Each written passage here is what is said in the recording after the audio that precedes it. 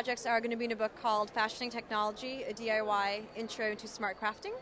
And most of these projects use some sort of smart material. And smart materials are like materials that are more dynamic. They shift and they change according to their environment. So these materials incorporate smart materials as well as incorporate some conductive threads and textiles in order to make them. And they're really easy, and some of them get a little bit more complex, but not too complex. Is this material easy to get? You can find them online. You can't walk into Michael's quite yet, and be able to purchase them. And ideally, hopefully, we'll be there soon. But most of this stuff is really easy and familiar to work with. There's some of the stuff is similar to clay, but not, And I'll show you it along with these projects, and we can start talking about the materials that way. All right, great. So the first project here is these e-puppets. They're really simple, like ordinary finger puppets, except for they have, they're electronic, so they have a little bit of an ability to be a little bit more expressive than normal. This guy's Blush, and Blush, as you can guess, blushes. And this guy's Tremble. He's a little bit paranoid, so he's got a lot of eyes right there. And Tremble's a little bit of a scaredy cat, so he trembles as you press his belly button. And this is Spitfire. He's the aggressive one of the bunch. There we go. And he spits fire. So these finger puppets are made by actually sewing. All the circuitry is sewn here. So you use conductive threads and you sew the circuits, and the little poofs actually have some conductive fabrics on them, and they're separated by just a regular layer of felt. So when you touch the little belly button, the two conductive layers touch and function as a switch, and they make contact. Do you have a story that goes with it? No, I personally don't. And I created these personalities and these little characters, and we've played around and made stories when we're bored, but I don't specifically have one that goes with it. Just little personalities.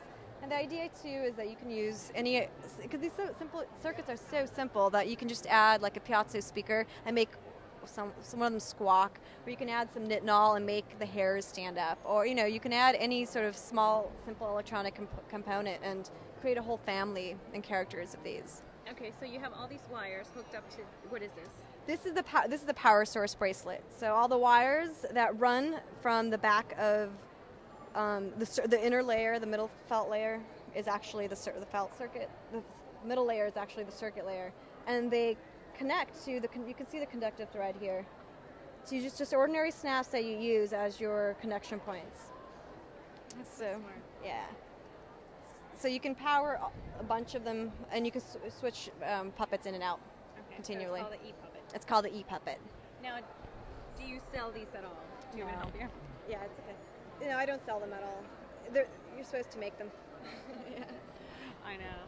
People would probably just love to just buy them and get it over with. Definitely, but the idea is that you could make a whole family of them yourself. So. And what inspired you to make them?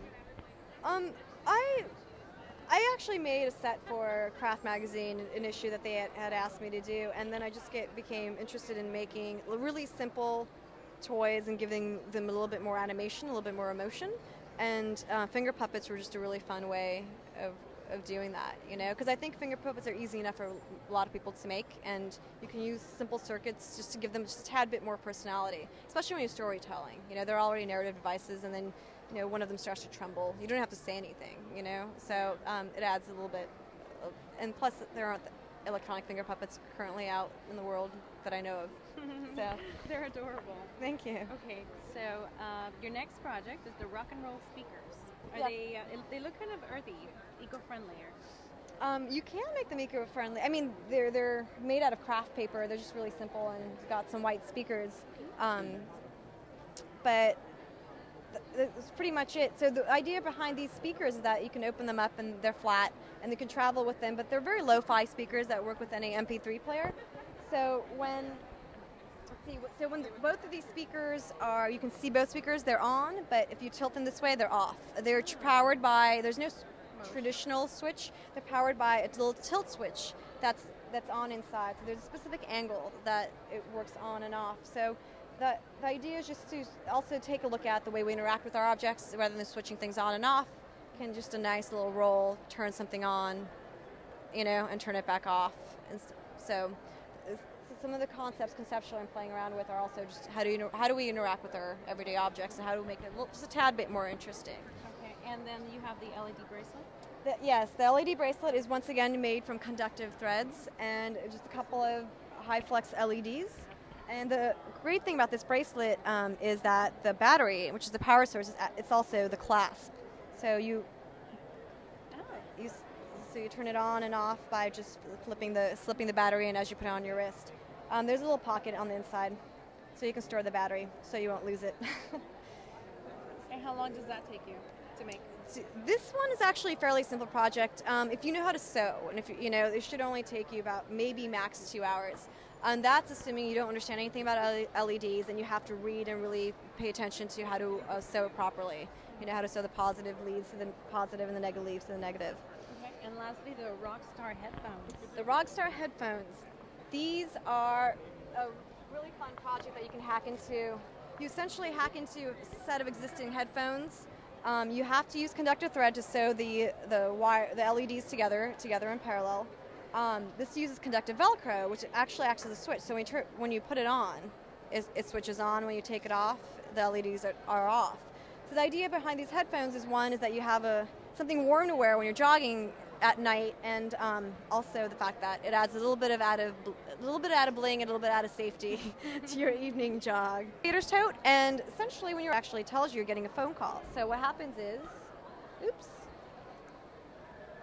when you get a call, I'm gonna have to call myself right now.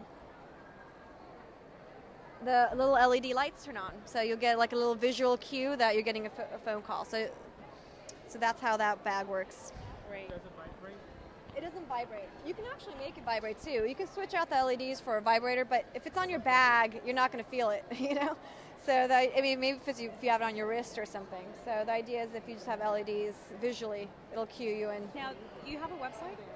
I have a personal website. It's SparkLab.la. There will be a website for the book. It's called Fashioning Technology or FashioningTech.com. That will be up hopefully within a month or so.